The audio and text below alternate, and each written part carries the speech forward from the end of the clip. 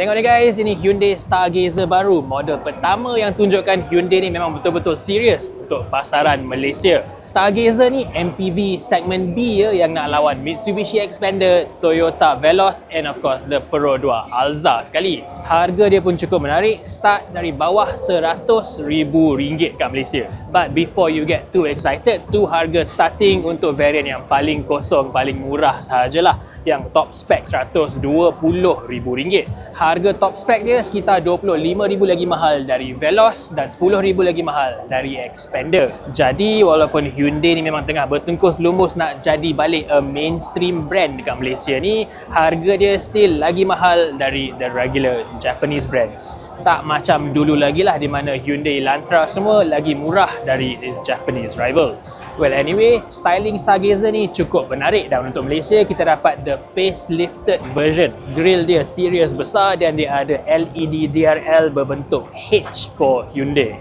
Dekat belakang pun lampu dia design sama juga, so it looks quite unique. Overall, bentuk MPV ni dia ada lebih banyak line-line tajam, so it looks more interesting than its rivals. Dekat dalam ni pun dia nampak very modern, a step or two above the Veloz and Xpander lah. Tapi tak adalah nak cakap semua pun bagus, sebab kereta ni is still considered a budget car. Dia design mostly for the Indonesian market, so dashboard dia semua pun pakai plastik keras, dan lampu atas ni still bulb kuning biasa, and even the seats is half fabric.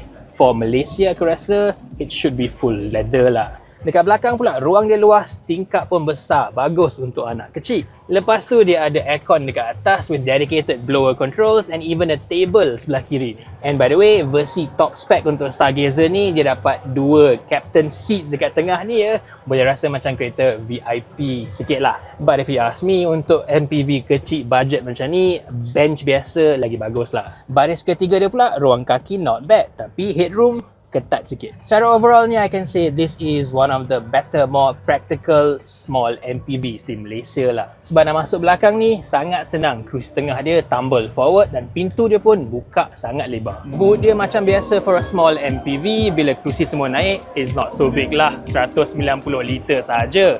Is much better use kalau korang rebahkan kerusi belakang ni for a much bigger boot. Dekat depan pula dia pakai engine 1.5 liter NA dengan gearbox CVT, tapi Hyundai panggil dia IVT lah, bunyi lebih canggih.